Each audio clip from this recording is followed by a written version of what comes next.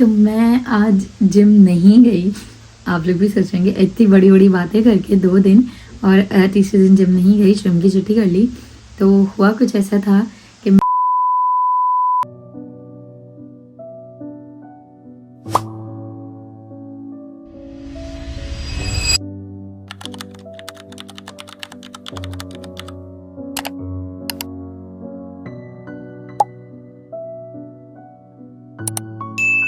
अस्सलामुअलैकुम, welcome back to my channel. तो मैं हूं Sumaiya, I am sharing my life as a single mother with my 2 boys in Germany.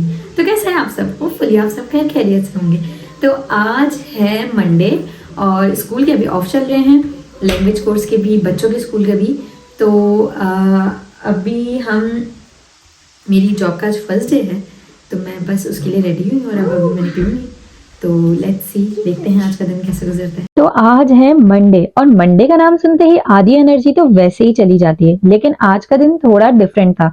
सुबह उठना थोड़ा मुश्किल था क्योंकि नींद पूरी नहीं हुई थी, और जब नींद पूरी ना होना तो इंसान फिजिकली भी थकता है और मेंटली भी ऑफ हो जाता है। लेकिन फिर भी मैंने खुद को पुश किया, क्योंकि कभी कभी लाइफ में मन हो या ना हो फिर भी उठना पड़ता है। तो मैं रेडी हुई और निकल पड़ी अपनी जॉब के लिए। और जब मैं बाहर निकली तो वेदर इतना खूबसूरत था, ठंडी ठंडी हवा, थोड़ा सा क्लाउडी और साथ बारिश। ऐसा लग रहा था जैसे नेचर भी चिल मोड में हो। और ऑनेस्टली ऐसे वेदर में काम पे जाना थोड़ा आसान हो जाता है, वरना कभी कभी तो बस दिल करता है कि वापस बेड में घुस जाओ। लेकिन नहीं, आज का मिशन क्लियर था, कंसिस्टेंसी। और ये वर्ड सुनने में जितना सिंपल लगता है उतना होता नहीं है, क्योंकि कंसिस्टेंसी का मतलब होता है हर दिन परफेक्ट होना नहीं, बल्कि हर दिन थोड़ा थोड़ा एफर्ट करना, चाहे मूड हो या ना हो। और जब मैं अपनी जॉब पे पहुंची तो स्टार्ट में थोड़ी सी लो एनर्जी थी, लेकिन धीरे धीरे जब आप काम में बिजी हो जाते हो तो सब ठीक हो जाता है। और फिर वही रूटीन, काम, फोकस, थोड़ा सा स्ट्रेस और बीच बीच में छोटी छोटी सी खुशियां। और मुझे आज एक चीज रियलाइज हुई कि हम अक्सर वेट करते हैं परफेक्ट मूड का, लेकिन सच ये है कि परफेक्ट मूड कभी भी आता ही नहीं है। आप काम स्टार्ट करो, मूड खुद बन जाता है और ऐसा ऐसा दिन गुजर ही जाता है। और जब मैं वापस निकली तो वेदर ऐसा था, पहले तो बहुत खूबसूरत मौसम था, बिल्कुल गीली सड़क, हल्की हल्की सी बारिश और ग्रीनरी साथ में। और सच में इतना खूबसूरत वेदर हो और इतना खूबसूरत व्यू हो तो आपका मूड खुद ब खुद अच्छा हो ही जाता है। सच में सही कहते हैं कि नेचर और वेदर बहुत बड़ा रोल प्ले करते हैं आपको मेंटली पीस देने के लिए, आपका मूड चेंज करने के लिए, हर चीज को लेवल पर लाने के लिए। तो पहले तो बहुत खूबसूरत था मौसम।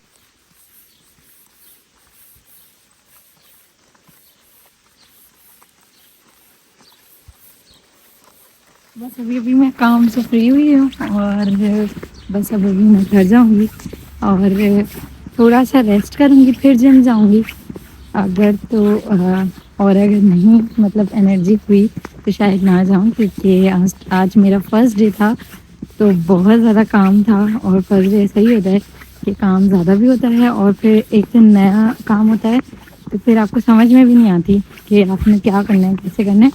बट अल्हम्दुलिल्लाह एवरीथिंग वेंट वेल, बट फिर भी एनर्जी बिल्कुल नहीं है क्योंकि कल रात नींद पूरी नहीं हो सकी थी। बट फिर भी लेट्स सी, देखते हैं। घर जाने के बाद थोड़ी सी एनर्जी होगी तो फिर मैं जाऊंगी जिम, वरना आज तो मुझे नहीं लग रहा कि मैं जिम जाऊंगी।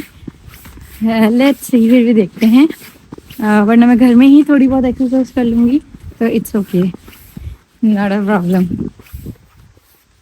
जब मैं वापस निकली तो वेदर बिल्कुल चेंज हो चुका था। जो सुबह इतना सॉफ्ट और क्लाउडी था अब वो ब्राइट सनी हो गया था। और मुझे ऐसा लगा जैसे ये दिन भी मेरी ही तरह है, स्टार्ट थोड़ा डल और एंड थोड़ा ब्राइट। और कभी कभी लाइफ भी ऐसी ही होती है, शुरुआत मुश्किल होती है लेकिन अगर आप रुकते नहीं है तो एंड बेटर हो ही जाती है। और वापस आते हुए मैं बस यही सोच रही थी कि हम सब कितनी एक्सपेक्टेशंस रखते हैं खुद से कि हम हमेशा मोटिवेटेड रहेंगे, हमेशा एनर्जेटिक रहेंगे, लेकिन रियलिटी क्या होती है, हम इंसान है भाई, रोबोट नहीं है।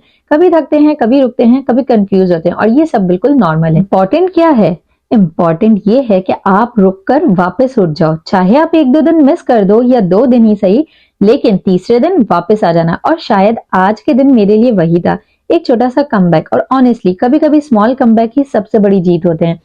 तो जैसे मैं स्टार्ट मैंने किया बहुत डल होने से, बट मेरा एंड अच्छा हो गया।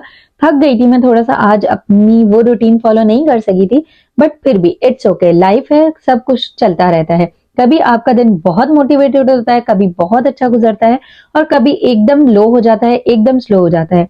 तो लाइफ में ये चीजें तो चलती रहती हैं, बट मेन चीज ये होनी चाहिए कि आपकी चीज होनी चाहिए कंसिस्टेंसी, क्योंकि छोटी छोटी कंसिस्टेंसी ही बड़ी चेंजेस लाती है। आज का दिन मेरा शायद परफेक्ट नहीं था, वो चीज में रूटीन वो हर चीज को फॉलो ना कर सकी, बट फिर भी जो था रियल था।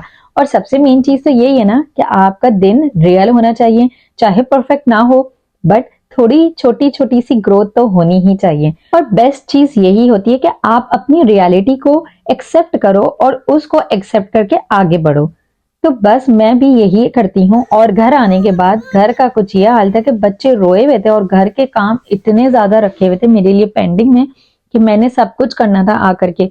और ट्रस्ट में आज मैं इतना थक गई थी, बट फिर भी घर के काम तो आपके लिए हमेशा आपको वेलकम करते ही हैं। और ऑनेस्टली घर का काम भी एक तरह की एक्टिविटी है, थोड़ी सी मूवमेंट, थोड़ा सा फिजिकल वर्क, मतलब फ्री का वर्कआउट। जिम ना भी जाओ तो घर का काम ही काफी है।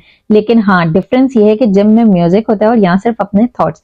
तो कभी कभी मैं काम करते हुए खुद से ही बातें करती हूँ और या फ्यूचर्स के प्लान सोचती हूँ, और पता भी नहीं चलता कि काम कब कंप्लीट हो जाता है।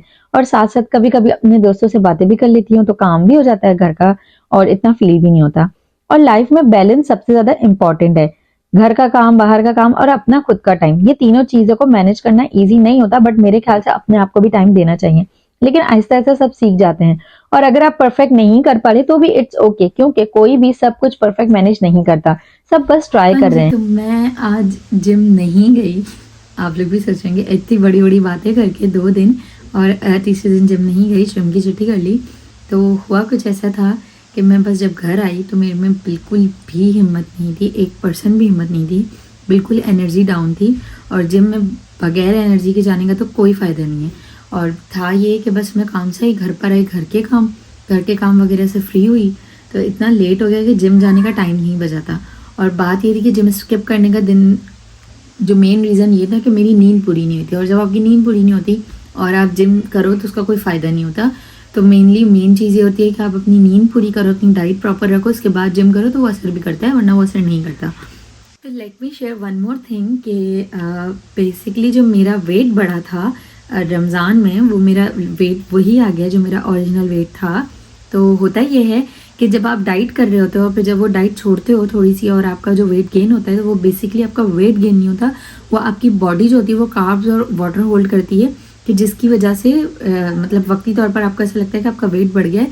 बट अब आप दोबारा डाइट पर जाते हो तो विद इन 1 वीक आपका वेट आपके उसी ओरिजिनल वेट पर आ जाता है जो आपका वेट होता है, क्योंकि जो बॉडी ने कार्ब्स और वाटर होल्ड किया हुआ होता है वो सब ड्रॉप हो जाते हैं, तो आप अपने उसी वेट पर आ जाते हो। तो मेरा भी यही हुआ है कि मेरा वही वेट आ गया है, बट मैंने अभी वेट गेन करना है, बट विद मसल करना है।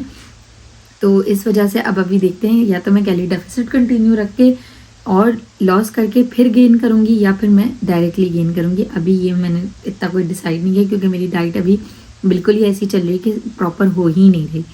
तो इस वजह से अभी 2 दिन थोड़े काम के ज़्यादा थे, तो बस इसके बाद थोड़ी सी रूटीन को मैनेज करेंगे और फिर देखते हैं कि मतलब किस तरीके से वेट को लेकर के चलना है। और आई विल शेयर कि मैं कैसे अपना वेट का लेकर के चल रही हूँ, कि मुझे वेट लॉस करके गेन करना है या फिर डायरेक्टली गेन करना है, क्योंकि 49 वेट बहुत कम है, थोड़ा ज़्यादा होना चाहिए। तो इस वजह से वो मेंटेन करके चलना है। तो अब अभी उस पर देखना है मुझे कि मैं कैसे करूँगी। पहले मैं अपनी रूटीन को मैनेज करूँ, क्योंकि सबसे मेनली इंपॉर्टेंट है आपके लिए नींद पूरी होना।